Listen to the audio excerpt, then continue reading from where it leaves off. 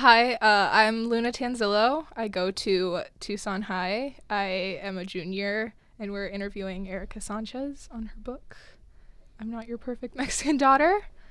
Um, my question is a specific question about parts of the book, which is kind of what was the significance of Lorena's stepfather, like, and having him mentioning the things that he did and then kind of not addressing it, not like just making it be part of the story, like how. Sure. Yeah. Yeah, that's a really great question.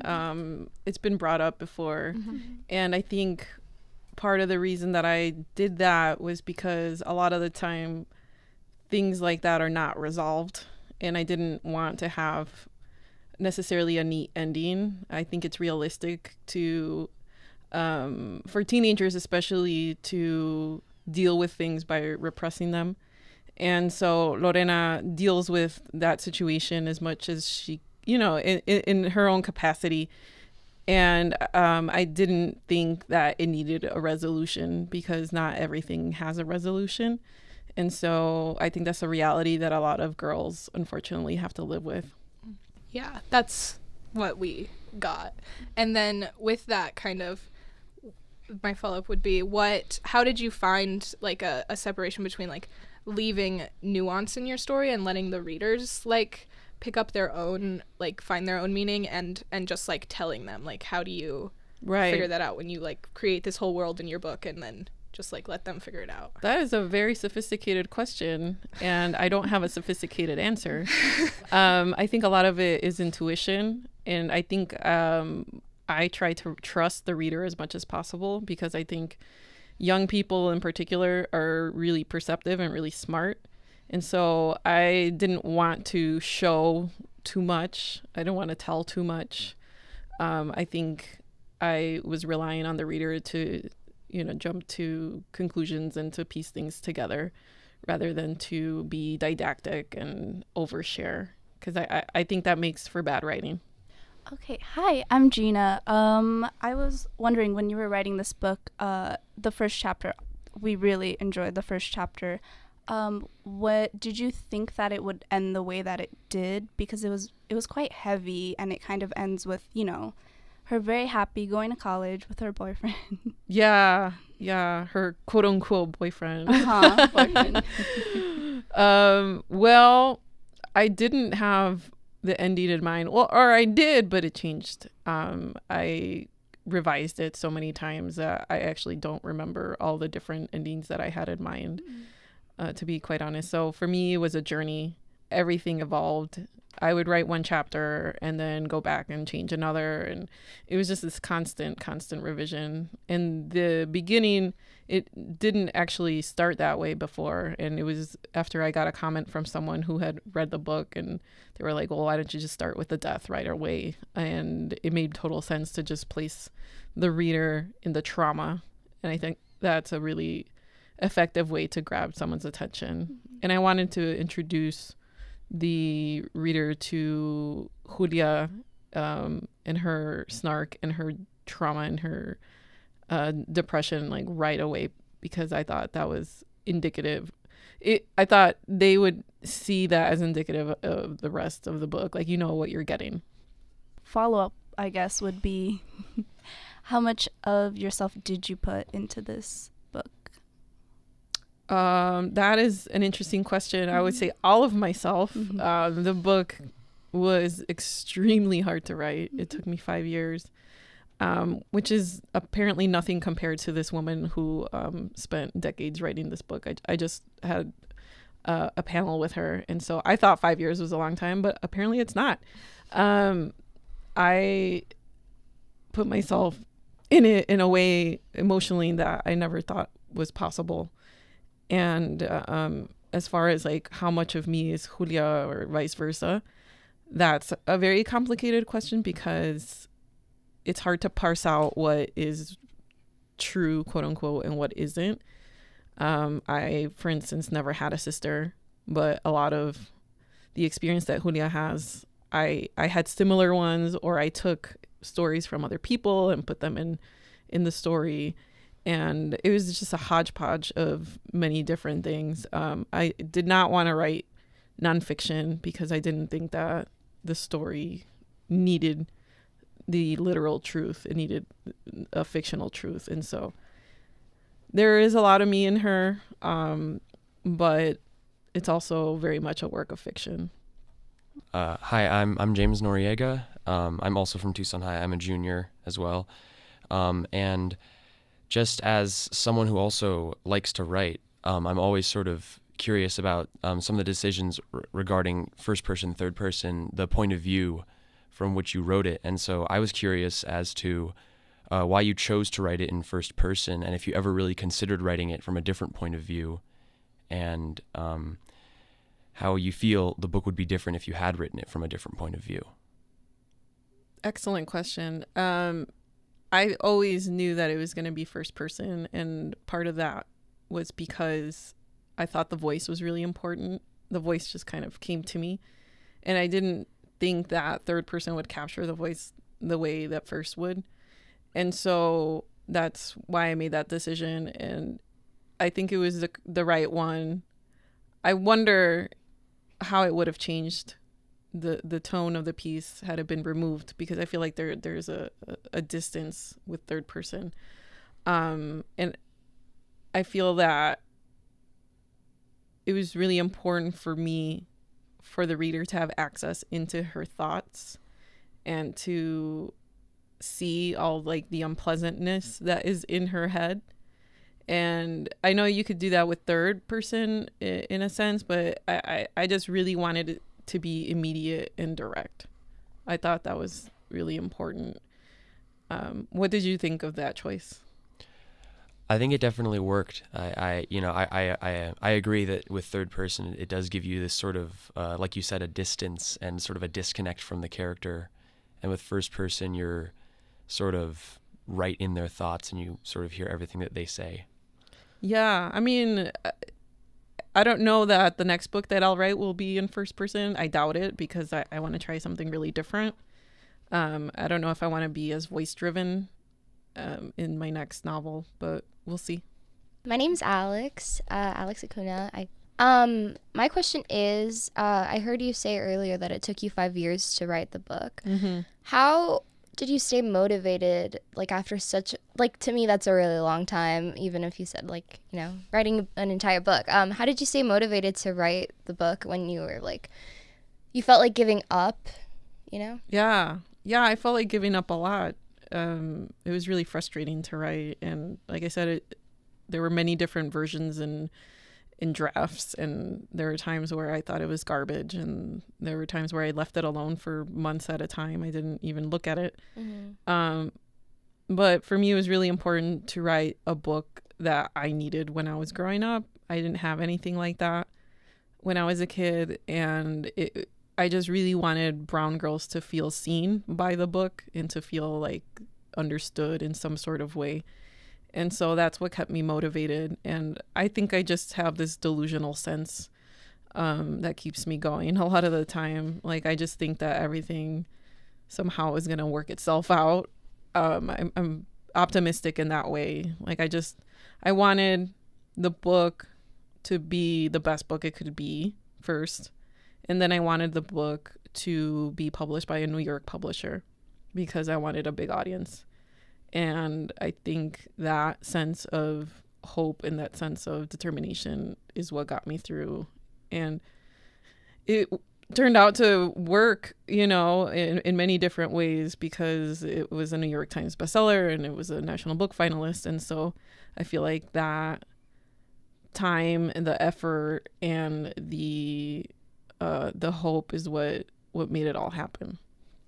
I definitely think you did a great job with that. As you. I was reading it, I felt like my 13-year-old self would have like loved, you know, the book. Sure. I loved it as a 17-year-old, Sure. but it spoke directly to like me in middle school. Yeah. I was hoping that young girls would be able to connect to it. And so I know the ages are 14 and up, but I think that it transcends age in many ways. I mean, I don't think it's appropriate for really young kids because there's a lot of heavy subject matter, but I think middle school kids are already dealing with a lot of heavy stuff. And so I think that this book could really speak to them.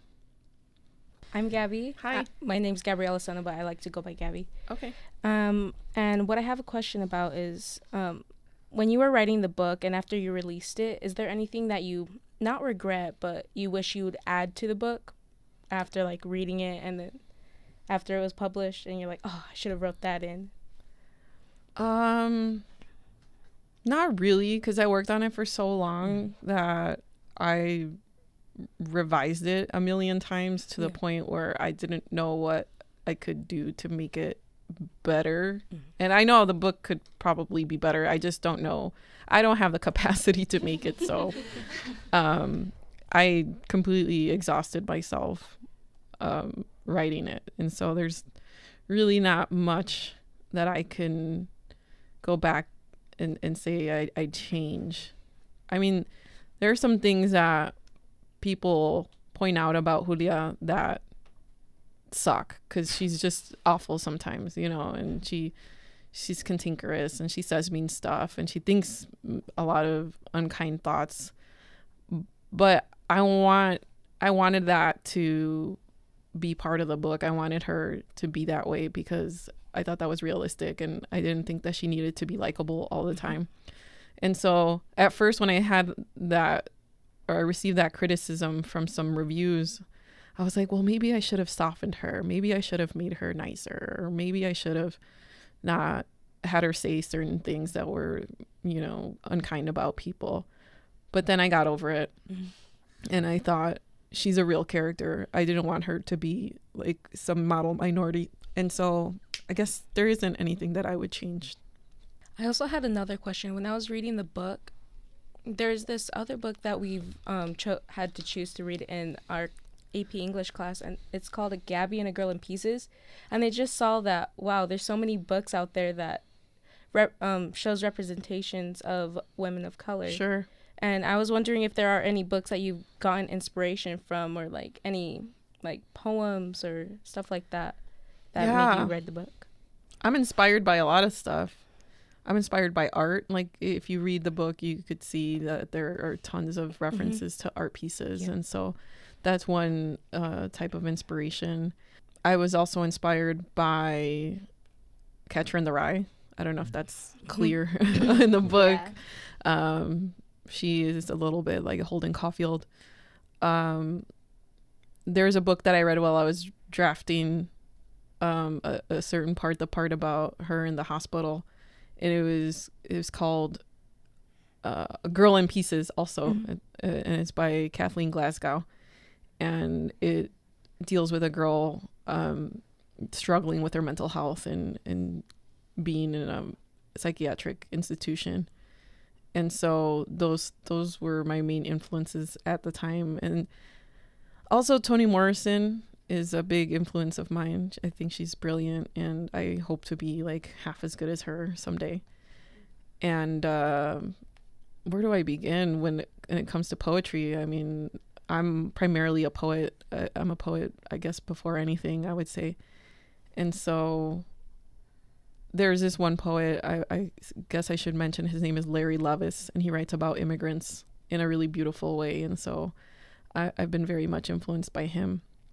But as far as women of color, there's so many that are now, you know, becoming part of the mainstream. It's really, really exciting. I don't know if you've heard of the book, The Education of Margot Sanchez. That's a really awesome book by Lilian Rivera. And so that's something that I would recommend for you all to read. And there's another book. She's not a woman of color, but she's a woman. And this book is really worthwhile. And it's called What Girls Are Made Of. And it's about sexuality. And I didn't read that until after I wrote this book. But I think it's really important. And I highly recommend it. But I have not read Gabby, a Girl in Pieces, unfortunately. I need to. People keep comparing the books. And really? Yeah. Oh. And so I need to know why. And it sounds like a great book. Okay, Gina again. Could you tell us a bit of your writing process? Oh man, it's a mess. It really is. I write sporadically. I don't have a schedule. I don't sit down and make myself write for 8 hours. I wish I could be that way, but I can't. And so for me, my whole life is dedicated to writing, and it's dedicated to being creative. And I think that's the only way that I can function. And I'm always thinking about writing. I carry a notebook. I take notes all the time. I watch movies. I go to museums. I, look at art. I read a lot. And so for me, it's just being immersed in art of different forms. And sometimes I write for, days and days at a time, nonstop. And there are times that I don't write much at all and I just read. And so it depends. It fluctuates. So I don't really have any secret answer to how to write a book. Just live a very creative life, I would say. Alex here, and I'm wondering, who did you go to when you wanted your book to be revised? Who was your number one person? Well, first I showed it to friends, and then they gave me feedback. And so that was really helpful. And then after that, I revised, and then I got an agent, and she gave me feedback. And then we revised together. I think we went through 2 drafts, and then she sold it. So then I got an editor, and then the editor made me revise a bunch of times. And so it's gone through many versions. But yeah, I've gotten really lucky because all the feedback that I've received has been really helpful and really constructive. And even when there were things that I disagreed with, eventually I realized that my editor was right. And so I was kind of being a baby about it at times. And I was like, oh, I'm not changing that. And then I would sit with it for a while and realize that I was wrong. And I like being wrong. I think it's important to be wrong. Yeah, it's a good way to learn. How does that work exactly? When you send something to an editor, I always kind of imagined it just being very intensive, grammar and wordsmithing, as opposed to how do you send something your own story to someone and have them tell you oh, this part of the story is bad or whatever they would say, and then rewrite it? Yeah, the wordsmithing comes from the copy editors mostly, and the things that they catch are amazing. I always call them wizards because it's amazing. I can't even describe how meticulous they are. But when it comes to the editor, she goes over more global things, this part doesn't work and maybe you should cut this and maybe you should elaborate here. And like I said, sometimes I resisted, but I thought ultimately what she was asking made the story better. And that's always the goal, to make the story better, no matter what. And so you set your ego aside and you just focus on the work itself. I had a question regarding what you said about how you like to lead a very creative life, taking in a lot of different types of art. Mm-hmm. And I was just curious if you're interested, or if you already do work in other sort of mediums other than novels, like maybe music or painting or film or anything like that. I keep saying that I'm going to take something up. The thing that I've started doing, which is not really interesting at all, is knitting or crocheting, actually, specifically. It's fun. It is fun and it's relaxing and it's meditative and you're creating a thing. With writing, it takes forever to see any result. This is 5 years of work, and I could hold it in my hand, and it's a tangible thing. But I think when you're making something like a blanket or you're making a piece of art, it's different. There's more immediate satisfaction. And so I'm looking to broaden my artistic skills, and there's some ideas that I have for some visual art.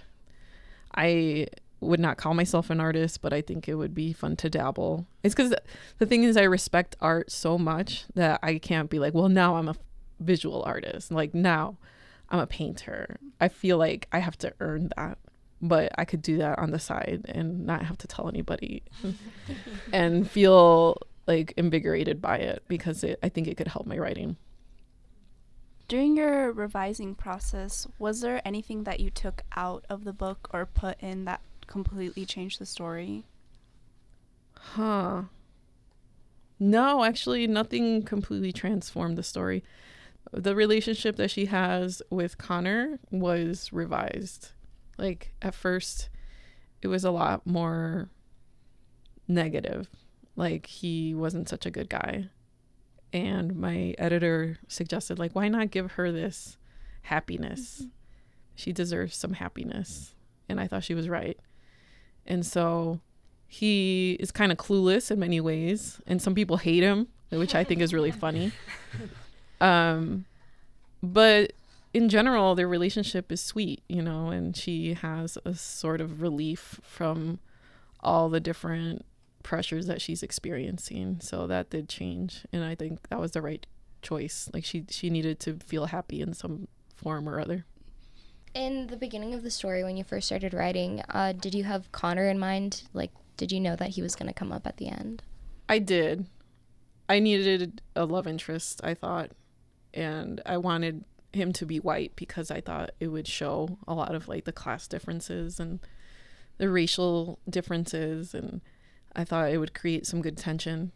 So yeah, he's been there since the beginning. I just didn't know when he was going to show up exactly. And writing the scene in the bookstore, I rewrote that because originally it wasn't that interesting. And my editor's like, you need to make this kind of fun. And I thought I pulled it off. You know, it was really fun to write and to make them interact with each other in that way and to have that banter. That was pretty nice for me to be able to do. Like, I needed some joy as well, I think, in writing the book. Yeah, how do you, like, kind of on that same topic, how do you write stories that are, especially in, like, realism, how do you write scenes even just that are interesting but, like, still realistic, or, like, even, like, dialogue? Like, how do you make them sound like human beings having a conversation but still interesting? Sure, it's hard. Yeah. And you have to be selective about what you write. You're not gonna have everything in dialogue because that's boring. Like, how are you doing today? I'm fine.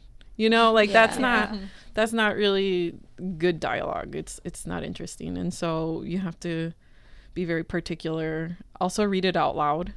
I think that's really important. If it doesn't feel natural, then take it out or change it. I wanted it to be fluid, and I hope that I pulled it off. Do you mind telling us about your new book? Oh, sure. Works. Yeah, it's called Crying in the Bathroom. Mm-hmm. Ooh. Yeah, and it's hopefully funny also. It is as if Julia would have, you know, grown up to be a 30-year-old clueless woman in the world.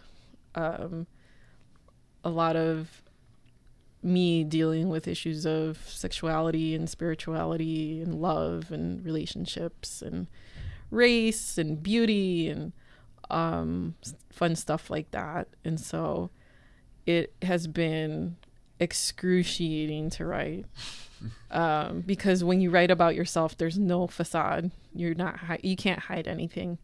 You have to be really, really honest, and to be that honest is really uncomfortable. So that is almost finished. I'm revising 2 pieces before my agent sends it off to editors to see who wants it. Hopefully someone does. So we'll see what happens. I'm excited about it. I weave in a lot of history and pop culture and other texts in the essays, and so I hope that it's like a complex, interesting read. Since that one you say is like a little more comedic, I've heard from a lot of like actors, which I know obviously isn't the same as writing a book, but is that comedy is like so much harder than like emotional stuff. Like, would Sure. you like agree with that in writing? Yeah, I mean, it's hard to make people laugh. It's complicated, and sometimes you fail And like as I was writing this book, I was laughing at certain parts, and I was like, well, I hope other people laugh too, because otherwise that's really embarrassing.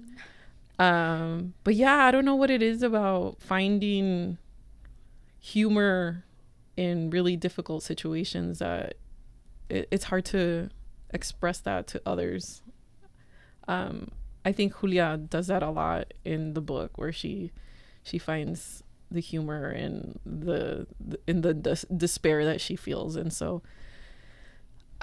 yeah, it's difficult, but it's also the way that I live. Like, I find comfort in humor, and so I don't know, it's hard to explain why it's so difficult, but it is. Like, you can make someone cry probably much easier than you can make someone laugh, but I think part of that is a mystery. So that's a really good question. I'm going to keep thinking about that.